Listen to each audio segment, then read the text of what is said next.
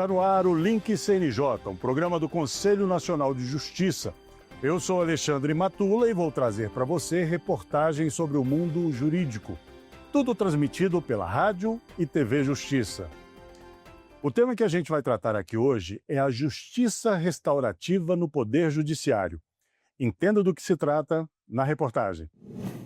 A justiça restaurativa nas instituições do Poder Judiciário é uma abordagem inovadora que busca reparar danos e promover o diálogo entre os envolvidos em problemas dentro dos tribunais. Essa política, diferente do sistema tradicional, que foca na punição, prioriza a reparação e a reconciliação. A justiça restaurativa ela não propõe uma substituição dos modelos que nós temos e que são eficientes, mas uma complementação desses serviços com abordagens que podem melhorar significativamente o ambiente de trabalho e, com isso, impactar de uma maneira positiva a qualidade da entrega de um serviço público relevante como é a jurisdição. Na prática, são feitas sessões facilitadas em que as partes envolvidas têm a oportunidade de expressar seus sentimentos, entender as consequências de suas ações e trabalhar juntas para encontrar soluções que beneficiem a todos. É óbvio que a nossa convivência ou viver com outras pessoas vai ocorrer dentro do espaço institucional em que o trabalho se desenvolve. Então, dessa maneira, a nossa existência ela vai se dar nos locais de trabalho na relação com o outro. E é óbvio que a qualidade das relações que nós mantemos vai definir a nossa própria experiência individual e vai impactar não apenas a saúde de todos nós, mas o próprio tecido social em que nós estamos inseridos. O ano de 2025 foi eleito pelo CNJ como o ano da justiça restaurativa nas instituições do Poder Judiciário, com iniciativas que vão ampliar a política nacional regulamentada por meio da Resolução 225 de 2016. O ano da justiça restaurativa nas instituições vai representar um compromisso com a construção de relações entre pessoas que sejam mais respeitosas, e isso vai resultar em ambientes organizacionais, em ambientes onde essas pessoas vão circular, vão trabalhar, que sejam mais acolhedores. E trazemos aqui hoje no Link CNJ para um painel sobre o assunto as nossas convidadas, Kátia Roncada, juíza auxiliar do CNJ, Carline Regina de Negreiros Cabral Nunes, juíza do Juizado Especial Cível de Santana, no Amapá, e coordenadora do Centro de Justiça Restaurativa de Santana, e Carla Rodrigues de Souza, facilitadora de Justiça Restaurativa. Bom, sejam muito bem-vindas, muito obrigado pela presença que participarem do Link CNJ. Eu queria começar com a doutora Kátia perguntando o seguinte, doutora. Essa resolução do CNJ tem sido suficiente para institucionalizar essas práticas, né, da justiça restaurativa e a gente poder fazer com que isso, de fato, esteja acontecendo e tenha êxito, tenha sucesso? Fique à vontade. Olá. Muito obrigada pelo convite. Eu gostaria de me audiodescrever. Eu sou uma mulher branca, cabelos castanhos, olhos castanhos, eu uso um óculos de armação clara. E eu posso dizer que a resolução, sim, nos dá um arcabouço muito importante para difusão da justiça restaurativa em diversas áreas, né? Não apenas como uma alternativa ao criminal, mas também olhando para as questões institucionais. Tanto é que nós temos agora, neste ano de 2025, o ano da justiça restaurativa nas instituições. E além da resolução 225, nós também temos a alteração do regimento interno do CNJ e o provimento 162, que trouxeram a regulamentação, né, a possibilidade, a regulamentação de que procedimentos administrativos em que é possível TAC, eles sejam tratados à luz da justiça restaurativa. o que nos possibilita uma possibilidade de olhar não para o lado da punição, mas sim para o lado da conscientização, da responsabilização, a autorresponsabilização e o efetivo tratamento dos danos. Juíza Carline, quais são os principais desafios que a gente pode considerar que são enfrentados para que a gente possa, de fato, implementar a justiça restaurativa nas instituições judiciais? Obrigada, Alexandre. Então, eu acho que o principal desafio é um pouco da falta de conhecimento ainda da justiça restaurativa por muitas pessoas, né? A gente sabe que às vezes o novo assusta, então eu acho que a difusão da justiça restaurativa, a divulgação, é o principal desafio que a gente enfrenta para dar início a essas práticas, né? O que eu vejo que é depois que a gente inicia, depois que a gente consegue ultrapassar essa barreira inicial do medo do desconhecido, do não saber o que fazer, ainda não conhecer, ser considerada uma prática nova dentro de todo o arcabouço que existe na justiça, depois que essa fase inicial é ultrapassada, a gente consegue grandes êxitos, resultados proveitosos, resultados satisfatórios para todos os envolvidos. Facilitadora Carla, me diga, qual é o papel de um facilitador nesse processo da justiça restaurativa? Se você pudesse descrever para a gente exatamente como é que é esse trabalho. Obrigada pelo convite. É uma honra estar aqui, falando em nome dos facilitadores. Eu gostaria de fazer também a minha audiodescrição. Eu sou uma mulher negra, de pele um pouco mais clara, tenho cabelos crespos, hoje eles estão presos, estão amarrados, e eu uso um óculos de armação marrom, e eu estou com uma blusa marrom também. O papel do facilitador tem uma palavra que a gente usa bastante, que seria o papel de guardião, né? E quando eu penso em guardião, eu preciso pensar, guardião do quê? Então, eu penso que o papel do facilitador é ele conseguir, de fato, trazer esse novo paradigma de pensar justiça, de resguardar valores e princípios que são trazidos pela própria justiça restaurativa e por toda a filosofia que está por trás desse novo jeito de pensar justiça, que não entende que a punição ela resolve as coisas, mas que a gente cuidar do fato com foco na vítima, o que faz sentido para aquela pessoa, para que ela consiga restabelecer a sua paz, principalmente, e como ela pode seguir em frente. E a justiça restaurativa, ela não cuida só da vítima, mas ela cuida também da necessidade de todas as pessoas que foram afetadas de alguma forma por um dano.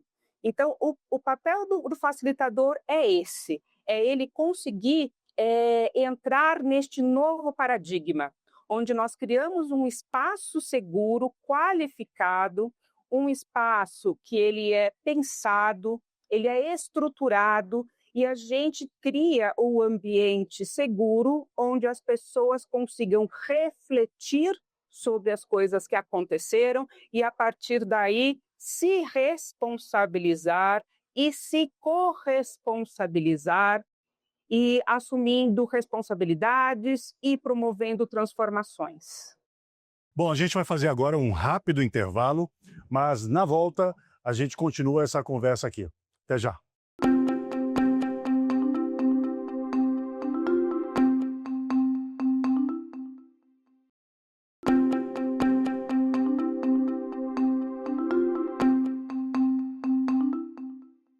Estamos de volta com o programa Link CNJ, transmitido pela rádio e pela TV Justiça. O assunto hoje é a justiça restaurativa. A gente investiga os desafios, as potencialidades e os limites da implementação da justiça restaurativa no âmbito do Poder Judiciário e no limite da lei e também da jurisprudência, né? E neste painel, a gente conversa com as nossas convidadas. Kátia Roncada, juíza auxiliar do CNJ, Carline Regina de Negreiros Cabral Nunes, juíza do Juizado Especial Civil de Santana, no Amapá, e coordenadora do Centro de Justiça Restaurativa de Santana, e Carla Rodrigues de Souza, facilitadora de justiça restaurativa. Bom, estamos de volta e eu gostaria de perguntar para a juíza Kátia, por que a gente diz exatamente que este ano é o ano da justiça restaurativa no Poder Judiciário? O Comitê de Justiça Restaurativa propôs ao plenário, e foi acolhido, né, que o 2025 fosse o ano da justiça restaurativa nas instituições, para que a gente efetivamente pusesse o foco nessas relações que temos dentro do Poder Judiciário. E é muito importante que assim seja, né? Nós temos as questões de assédio, por exemplo, existe a previsão expressa na resolução que trata do assédio, na resolução 351, para que a gente tenha também a derivação para a justiça restaurativa.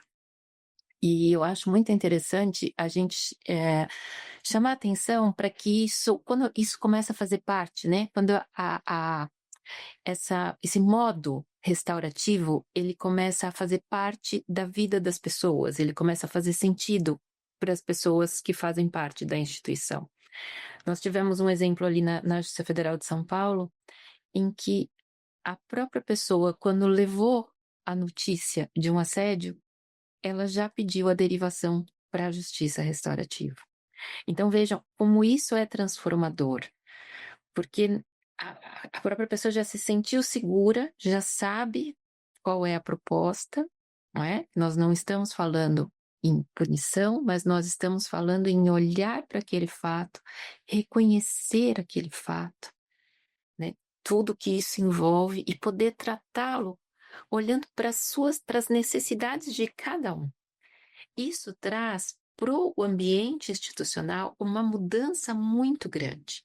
Então, todos se sentem realmente olhados e não, assim, punidos, não é? Aquela coisa, ou aquele que sentiu, que sofreu um assédio, ele vai ter oportunidade de contar tudo aquilo que isso impactou sua vida. E a gente vai construindo um caminho em que cada pessoa individualmente vai sendo ouvida, cada um vai tendo a oportunidade de perceber quais são as suas necessidades, de refletir a respeito, para que no momento em que todos estejam prontos, se for possível, se reúnam para construírem juntos qual pode ser o plano de ação.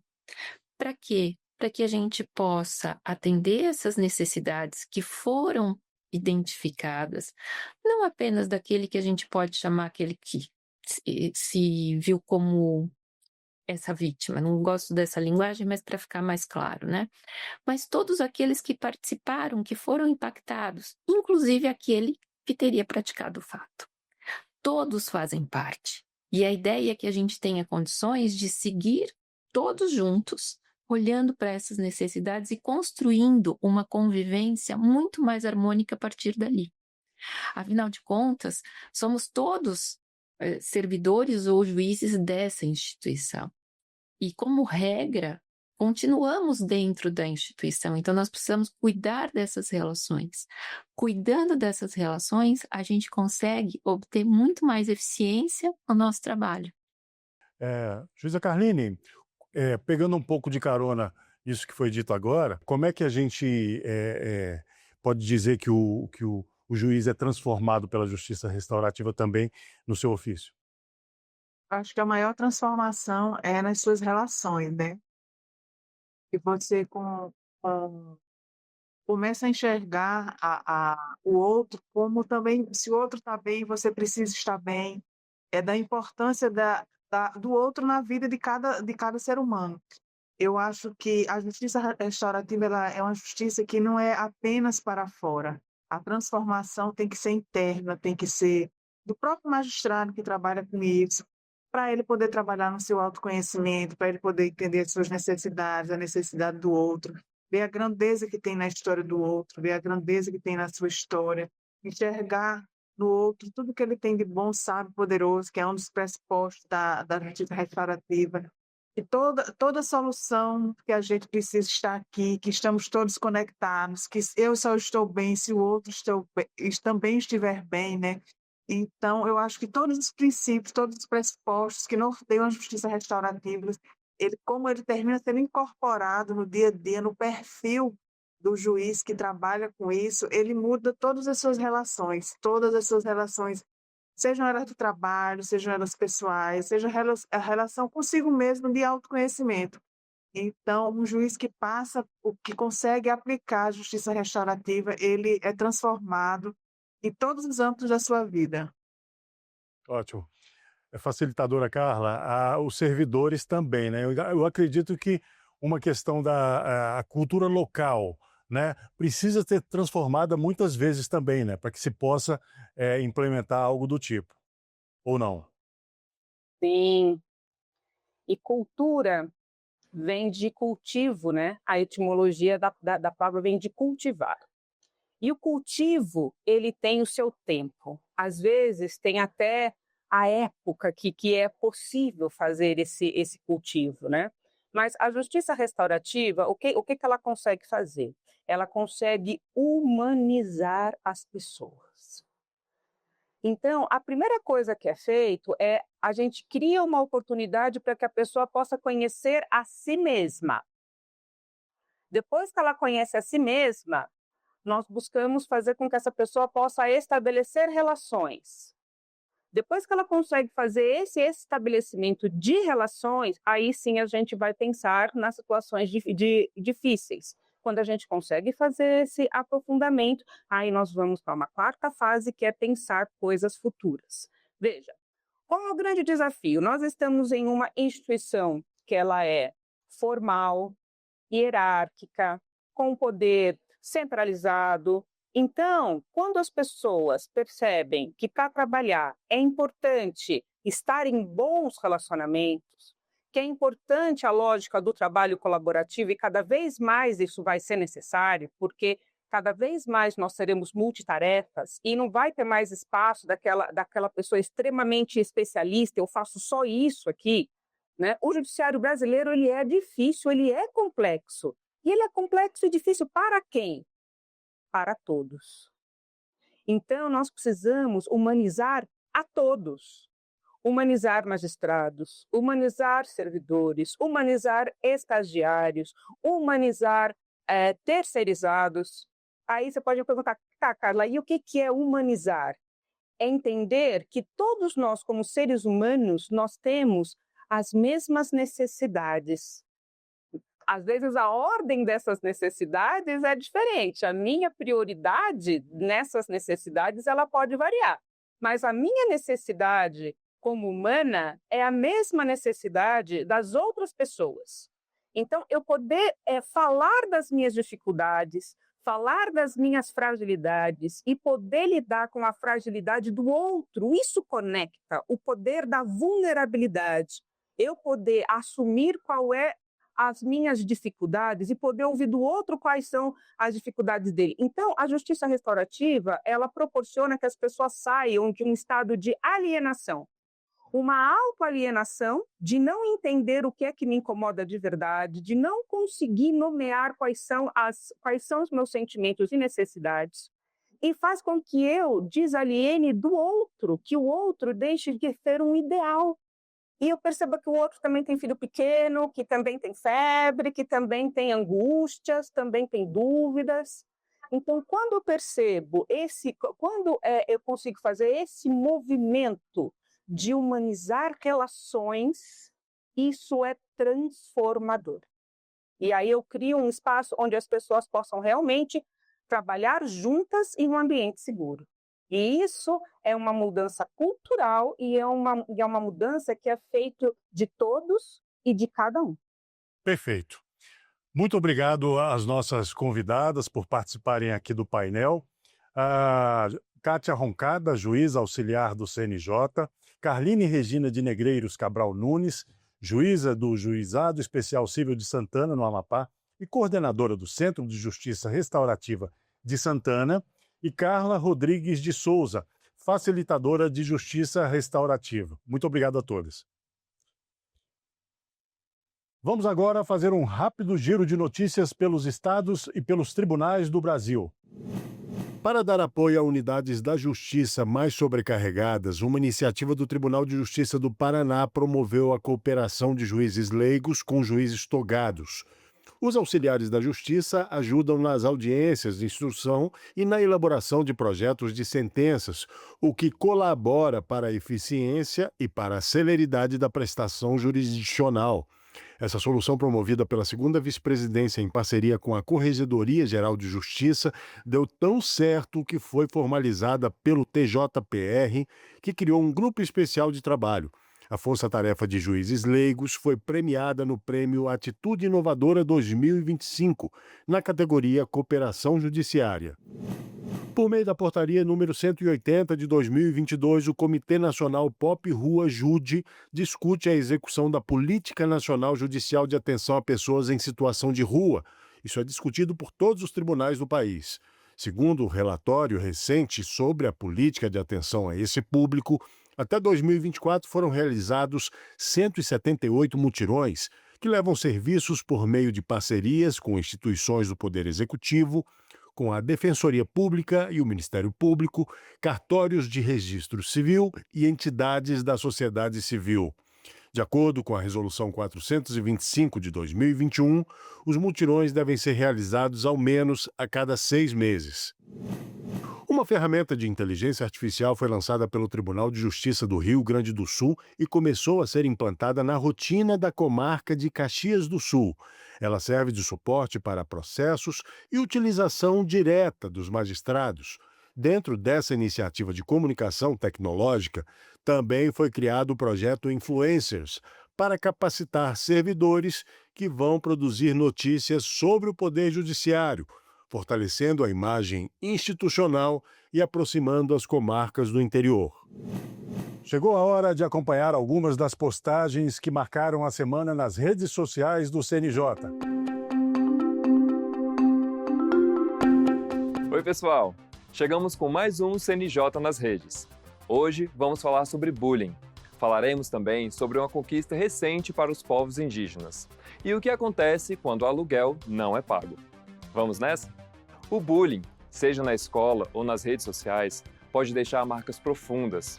Falta de empatia, pressão social, exclusão, tudo isso impacta o emocional dos jovens. Pais e responsáveis precisam ficar atentos com as mudanças de comportamento. E vale lembrar, bullying e cyberbullying são crimes. Agora é possível incluir no registro civil o nome de nascimento, etnia, grupo, clã ou família indígena. A mudança foi aprovada no final de 2024 e ajuda a valorizar a identidade e a memória dos povos originários. Essa conquista se soma a outras iniciativas do CNJ em favor dos direitos indígenas, como intérpretes no sistema de justiça e vagas reservadas em concursos da magistratura. Quem aluga um imóvel sabe. Manter os pagamentos em dia evita grandes problemas. A inadimplência, assim como dívidas de condomínio, pode levar a uma ação de despejo, prevista na Lei do Inquilinato. Essa é a última medida tomada em caso de atraso. Por isso, se houver dificuldade no pagamento, o ideal é buscar um acordo antes que a situação se complique. Curtiu o conteúdo? Então acompanhe a gente nas redes sociais e no canal do WhatsApp para ficar por dentro de mais novidades sobre os seus direitos. Até a próxima! Por dentro do CNJ, conheça agora quem tomou posse recentemente no Conselho Nacional de Justiça.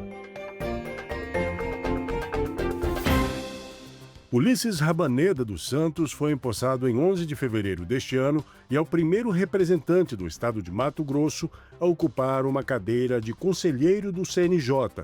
Graduado em Direito em 2004 pela Universidade de Cuiabá, foi conselheiro federal e procurador-geral da OAB Nacional. Chegamos agora, o mandato está começando, mas já começou a todo vapor. Tivemos diversos julgamentos pelo plenário, julgamentos importantes para o jurisdicionado, também para a magistratura, e as expectativas são as melhores possíveis. Aqui temos pessoas bem intencionadas, que procuram trabalhar para fazer com que o Poder Judiciário seja um Poder Judiciário melhor.